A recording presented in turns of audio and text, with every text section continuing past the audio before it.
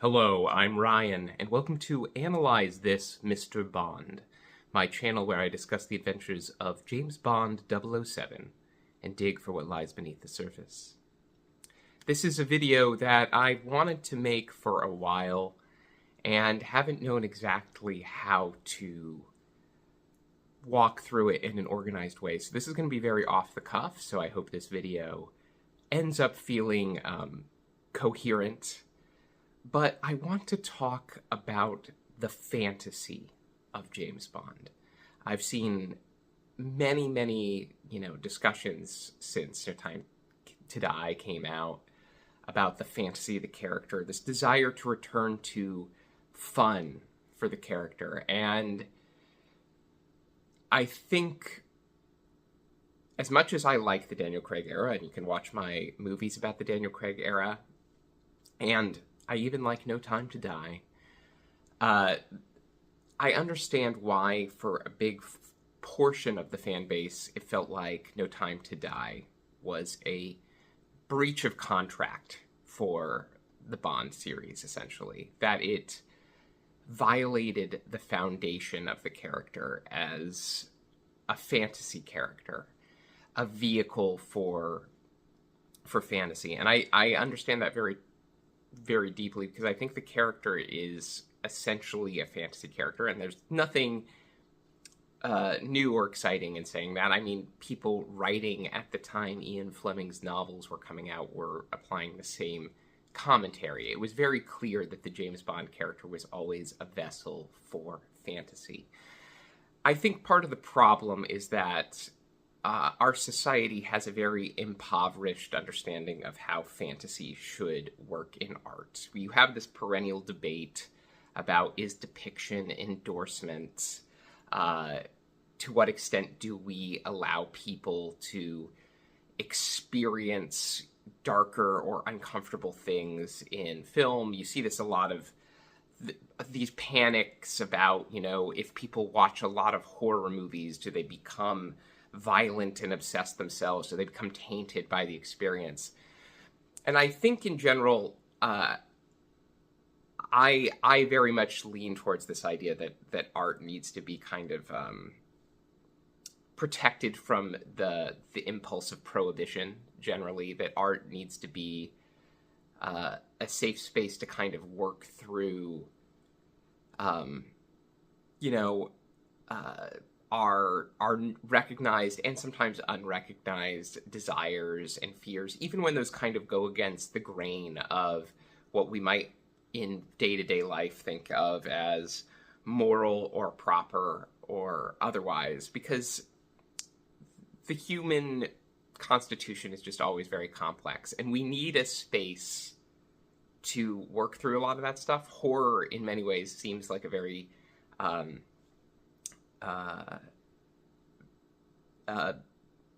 good space of storytelling, to for lack of a better word that's coming to me, because it gives us the space to kind of go and, in a safe space, work through a lot of anxieties that we might otherwise carry through our day-to-day. Anxieties about home invasion, about loss, about death. We kind of get to confront those in a safe space. When you walk into a horror movie, that experience is ending after 2 hours. You're there collectively with an audience sharing in it together. In many cases, the horror movie is probably pretty ridiculous, so you're never really, put into this space of direct trauma. You're just kind of able to work through those emotions. And some studies have shown that, that kind of exposure helps build up a general, emotional hardiness.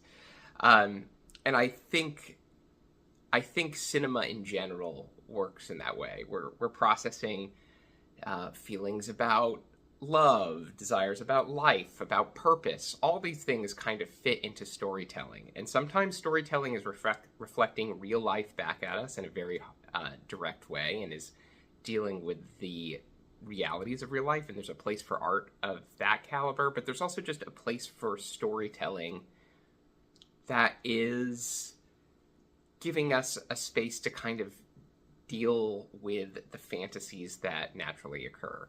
James Bond as a fantasy figure is not really standalone. He's a representation of an archetype that has existed long before Bond and will exist long after. This sort of stoic, warrior figure. I mean, Bond is sometimes a little less than stoic, but this sort of like man of violence character. There's a line in one of my favorite Westerns, Once Upon a Time in the West, which is really about like distilling the Western down to its mythic components, that the lone gunslinger figure in that has something to do with death. Bond is a fantasy figure absolutely tied into death, and that starts with Fleming, that continues in the Connery era, and every version of Bond since. But the idea there is that Bond is a character who allows us to kind of vicariously live through the thrill of death. And we see that with generally action film characters more broadly. You go see John McClane in Die Hard.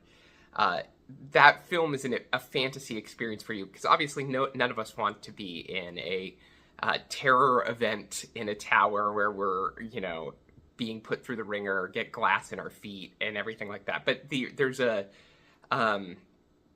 thrill, a vicarious thrill we get to have of like seeing John McClane go through that experience, triumph over it, and kind of vicariously get the thrill of, oh, we broke out of the mundane cycle of our day-to-day life to, experience the thrill of really being on the edge there. And Die Hard in particular is a good movie at telling that, because it's actually both about like John McClane's domestic issues, like his family life and his failing marriage is like a background piece to that, but like it's the shock of that whole excitement that kind of is allowing him to reunite with his wife and all of that stuff. So it's kind of very much a good example of how fantasy can work in this sort of genre.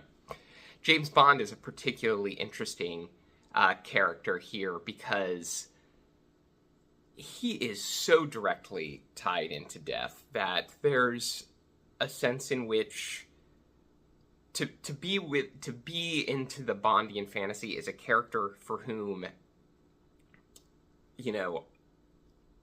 is kind of freed by his connection to death. That's why Bond has this unique aspect of the character that some characters dabble in, but Bond really leans into, of like this combination of living on the edge with hedonism. It's this character for whom every day might be his last, so he is just kind of living as though some of the rules don't matter for him. He is devouring life in a way that, when you treat it realistically, as they started to do in the Craig era, it starts to show a pattern of genuine dysfunction. But taken as just a fantasy, it's a way for the audience to kind of live vicariously through this character who is both confronting our kind of general fear of death, but deriving energy from it. It's a character who creates kind of a safe space to deal with that excitement that comes with just like, oh, well, what if none of the things that I'm really worrying about on a day-to-day mattered, and I could just kind of enjoy that moment of life. Like, that sort of impulse is part of the hedonism of the James Bond character, and it's very much tied to this impulse of the character being kind of an adrenaline junkie, right? Fleming's not shy about that. The character gets very bored when he's not on assignment. We don't get as much of that in the Bond films themselves proper, but that's a big part of Fleming's version of the character, where he's kind of like always hungry for that next thrill. And the audience is brought in to enjoy those thrills with him. We're just there along for the ride. So when Bond gets beaten and battered and bruised in the Fleming novels, as he often is, and, the movies didn't really lean into that up until the Craig era, but the whole point of Bond being kind of put through the ringer was very much that sort of John McClane-esque scenario too, where it's this figure who is so close to death, like just triumphing over threats of, violence and, being brought to the brink of extinction and kind of coming back from that. And I think that's generally the thrill of a lot of hard-boiled characters in general. The James Bond character emerges from a literary tradition that's very similar to the hard-boiled literary tradition of, the great detective novels. There's the famous connection between Ian Fleming and Raymond Chandler and the Philip Marlowe archetype. Again, another fantasy figure of a character who is navigating this world of dark, dangerous people and kind of finding his way through it.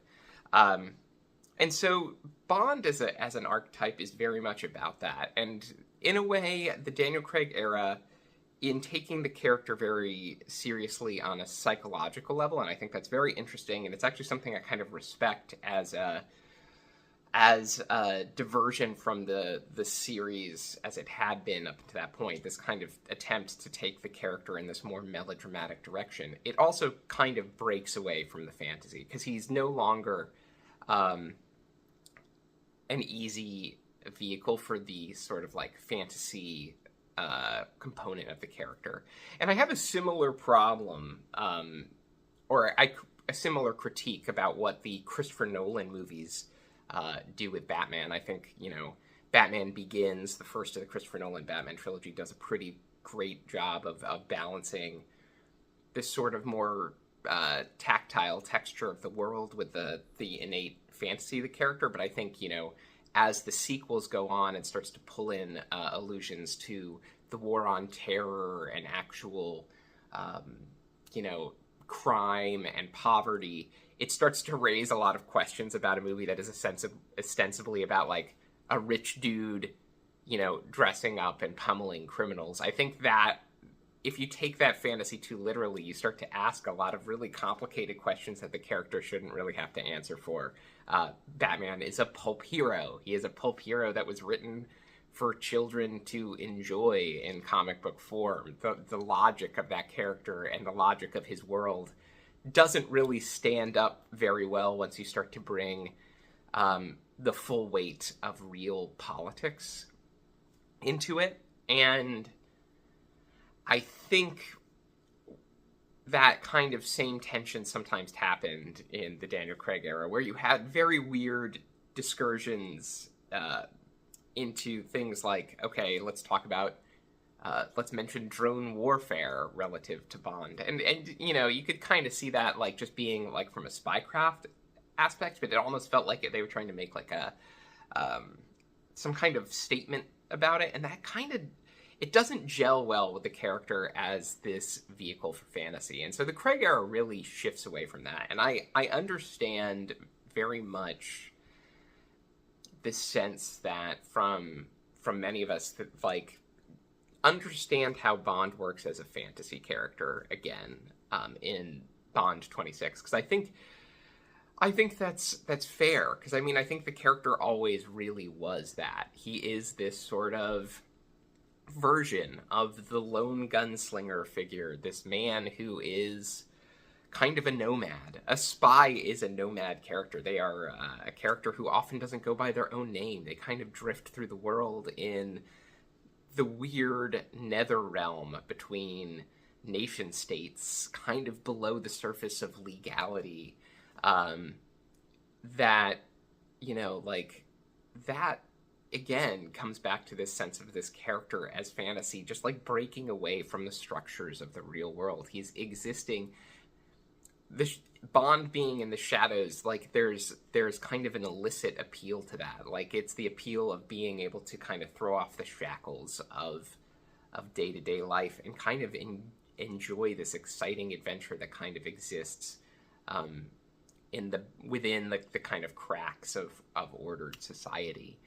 And I think, embracing that a little bit is key to understanding why the archetype that James Bond represents has been so enduring. This character type that is a character who is coming up to the brink of death, but is actually channeling kind of almost like power and energy and pleasure in the wake of being, like, right up against the brink of death, is actually what sets Bond apart as a kind of unique figure from a lot of the action figures. Certainly, we love our Indiana Jones and our Batmans and all these people who are kind of, like, along with us for thrill rides and are coming up against, like, the dangers of of life, and no shortage of action heroes to that point that we kind of see. What makes Bond somewhat unique as a fantasy figure in the context of that is really that he is then channeling that drive into a kind of sensationalized, heightened type of like hedonistic pleasure. That is why Bond movies are about locations and style and food and beautiful people being together, on screen. It is very much this sensationalized, fantastic fantasy in which we are just meant to like kind of vicariously enjoy this contrast between the dangers of violence and this sort of sensationalized glamour. Bond has always been a fixture in that sort of glamorous fantasy, and understanding that is kind of the core of the character, that in many ways that kind of propulsion from like death and fantasy together is kind of key to the appeal of the character, is important, I think, to refocus, because I think what you see in the Craig era happen is that it starts to take on the existential weight of death very seriously, in a way that starts to very seriously undercut the fantasy aspects of the character. They're still very much there. They're even there in No Time to Die. But what happens is, in the typical Bond formula,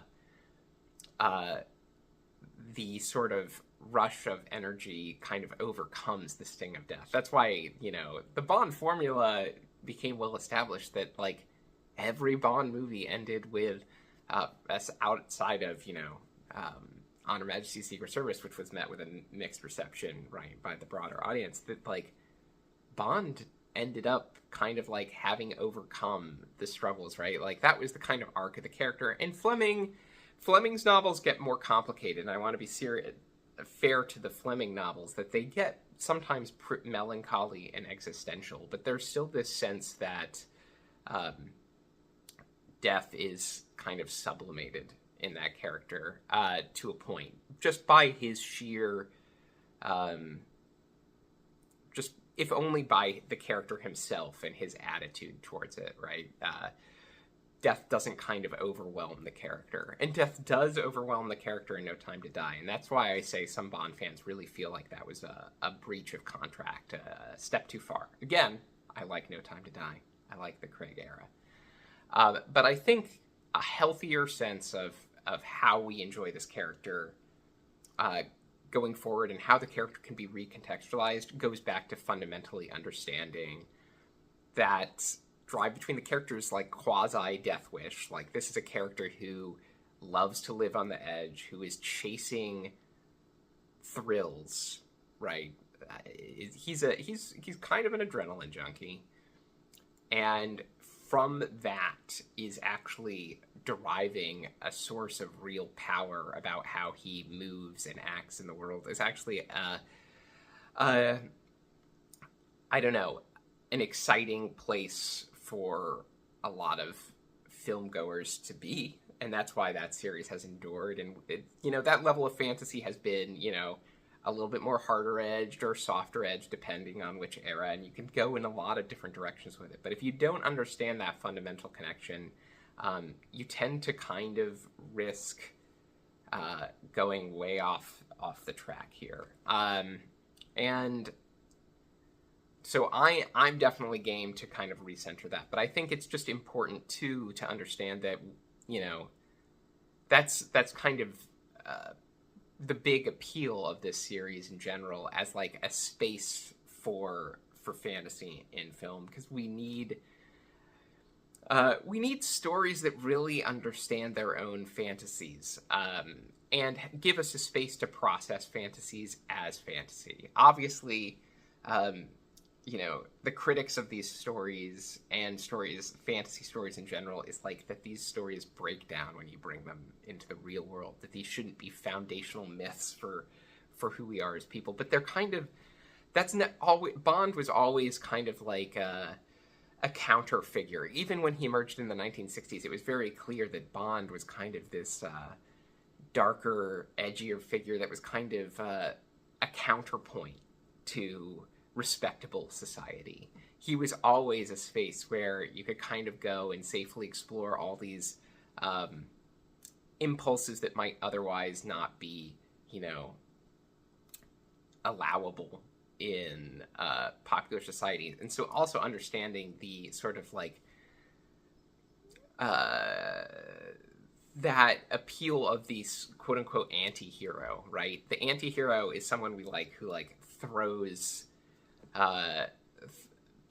does what we wish we could. And actually, like, it doesn't have to be just James Bond who does that. It's it's Larry David in Curb Your Enthusiasm, who just is a comedy figure, but again, is the guy who can say whatever he wants to anyone at any time, just making the unsaid said in the most like awkward of ways, but is kind of thrilling to watch because he's a character who is so freely able to advocate for himself, who is so freely able to like call people out in a way that most of us would ordinarily not be comfortable in social situations. Again, that's kind of the core comedy fantasy of Curb Your Enthusiasm. And of course, that character sometimes, is not a pure fantasy character in the way that Bond is, but like understanding the core fantasy appeals of characters kind of unlocks where that needs to go. And I hope we can return to that in future versions of Bond, but I hope we also understand that as like just a principle of how we appreciate how the character evolved over those years, how that fantasy evolved too, as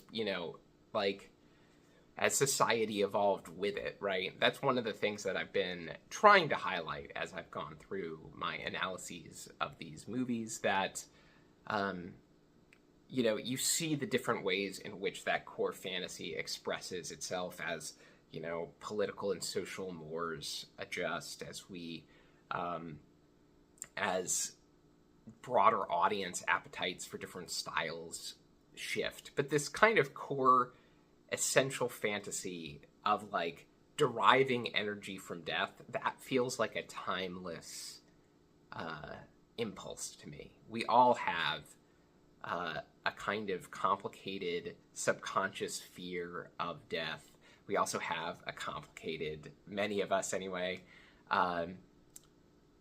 relationship with the sort of like mundane nature of life. This is a character that kind of links those together and says, hey, that fear of death that you carry with a lot of weight in real life, well, here it's a safe space where death can just be a source of power for this character, and this character is going to break away from the mundane constriction of real life and just kind of hedonistically plow through this adventure in the next few hours. And I think there's a lot of fun to be had in that. There's a lot of fun, creative ways to make that fantasy real. And I think it's one reason this character has amazingly lasted as long as it has. I mean, this character, having survived as long as it has with as much enduring popularity as it has as an icon, is really pretty shocking in the scheme of things. And I think it's just the way in which that character is just very simple and pure in the way that it embodies this tension, in the same way that the lone gunslinger is this kind of iconic archetype that has just kind of carried over. Regardless of whether you're talking about the Western, there's kind of versions of the lone gunslinger that exist in, like warrior stories, these sort of like mythic warrior figures that, tales have been told about for centuries. This kind of archetype has a very clear resonance, and instead of running away from that resonance, understanding that resonance and then working within that is probably the optimal way to craft a Bond adventure, even though I sometimes enjoy when the series will go and find different directions, as it did during the Craig era, where it kind of skewed into a more dramatic melodrama sense of this character. I think there's definitely, after spending so long with Daniel Craig's James Bond, it definitely makes sense that a lot of Bond fans are ready to return to something that gets back to the kind of core identity of how this character functions and what he brings to the table. So thank you for watching this long discourse here. If you've hung out with me this long, thank you so much. Thank you so much for all your comments over all my past videos, and I will be getting back to my video series on the Sean Connery era pretty soon here. Summer's just been busy, so it's not like it's on hold, but there's also some opportunities I have to kind of see the Bond movies in a unique way, so I'm kind of holding out on revisiting Goldfinger. That's one reason I haven't come around with that video just yet, but I'm definitely going to be doing a Goldfinger video and kind of finishing out the Sean Connery era, including Never Say Never Again when we get to that. So stay tuned for that and more videos along these lines. But thank you all, and I'll catch you in the next one.